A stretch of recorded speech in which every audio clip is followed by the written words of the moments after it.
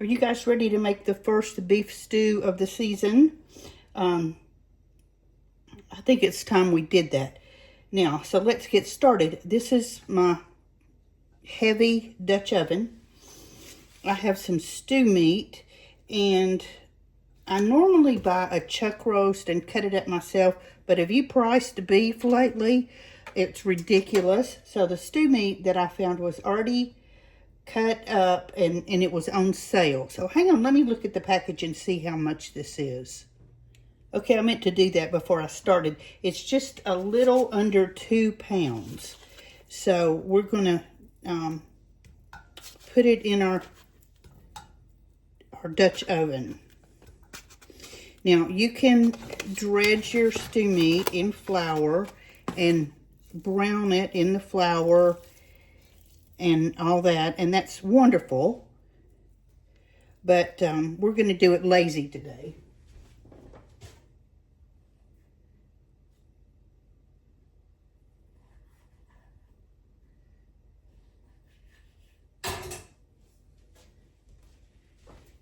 This is Lazy People beef stew. I kind of separate it out. Sort of sticks together in the package.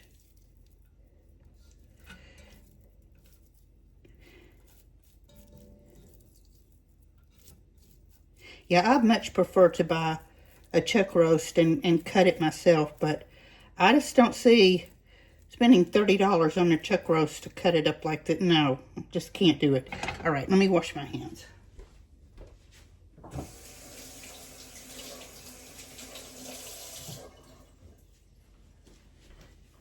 Now here comes the lazy part. Instead of dredging it in flour and browning it off and all that,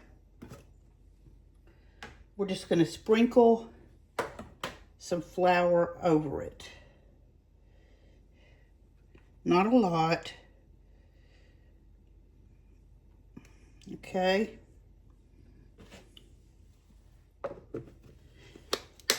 That's probably about 1/4 of a cup.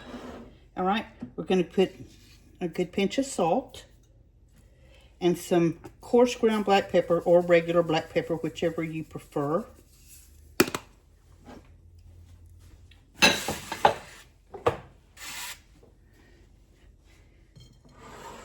And we're going to stir that up to coat.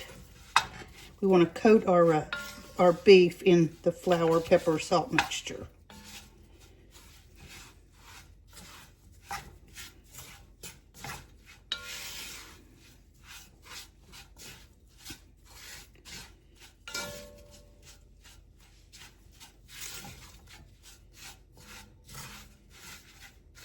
And there will be a little bit of flour left in the bottom of the pot. That's okay.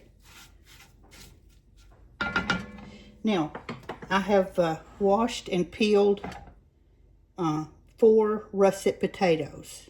I scrubbed them, peeled them, and cut them up. You don't have to peel them. That's a preference. And I will be completely honest with you. If I had planned a little better, I would have actually bought some turnips to go in here. I love half potatoes and half turnips. Love it. That's just absolutely my favorite way to make beef stew.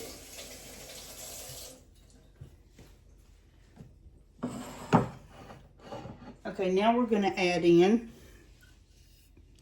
an onion, a large yellow onion, and I cut it all my veggies are rough chopped. A yellow onion, I had 3 carrots and 3 pieces of celery. So we're going to just put those right in there.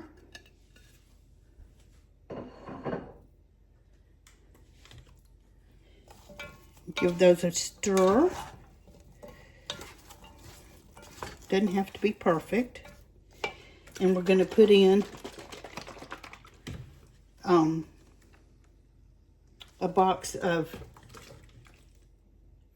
beef broth.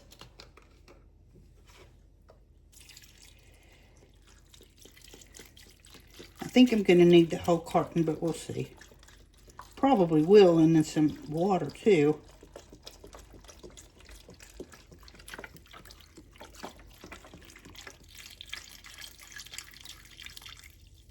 Oh yeah, we're gonna need some water.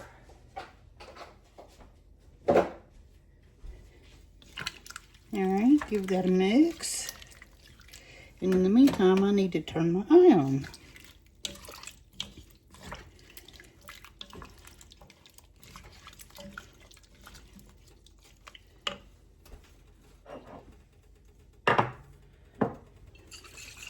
All right, I'm going to give this a good splash of Worcestershire sauce. About a teaspoon, maybe a little more. And I've got a 2 garlic cloves, rough chopped, and about a teaspoon of sweet paprika. Just going to put those right in.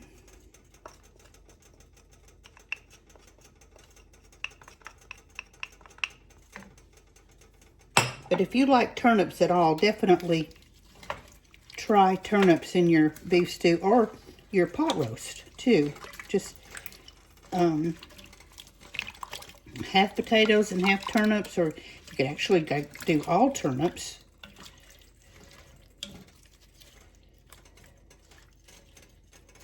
All right, now, second lazy part. I have some McCormick beef stew seasoning. This is optional. This is just, I just absolutely think that it enhances the flavor so much. And I still actually make my beef stew from scratch. This is just an add-in that is really delicious. So,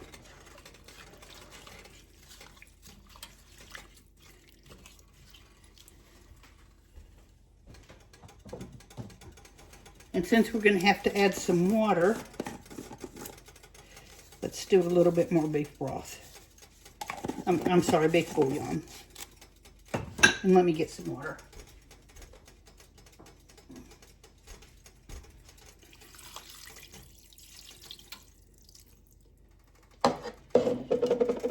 So we want all of our vegetables covered. Get everything mixed in. We're going to bring it to a boil, and we're going to simmer it until our beef is spoon tender. Not fork tender, spoon tender. So we're going to let that get started. I've got 1 bay leaf, and I'm dropping that right in there. So that's it for now. We'll come back after it's cooked for a while and check the texture and see the tenderness and see how it goes. All right, we've been simmering about 3.5 hours here, and I pulled out a piece of the meat. I wanted to show you what I mean by spoon tender. See how tender that is? So that's where we want the texture and the consistency that we want our meat to be. So the veggies are all tender, and we are just about ready to plate up. Let's take a look at our beef stew.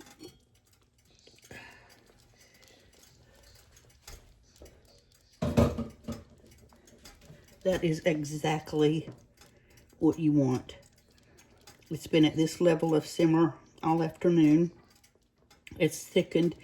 If you decide that it's not thick enough, you can add a little cornstarch or a little flour slurry to it. But the McCormick seasoning usually will help thicken it. So let's plate up.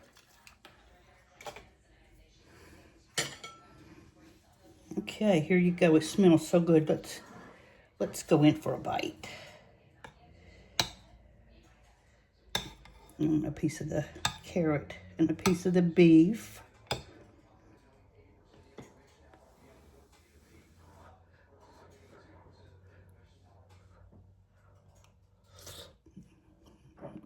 Oh, it's so good. There's so much flavor. The broth is rich. The meat is just so tender. The veggies are tender. I have a piece of crusty bread that I dropped right in there to eat with it. And this is absolutely going to be a fabulous meal. And again, lazy beef stew, you can do this. You can do this. So make you some. I hope you enjoyed the video. I'm glad you stuck with me. Thanks for hanging out, and I'll make you something good and warm with the fall weather. And we will talk tomorrow. See you later. Bye.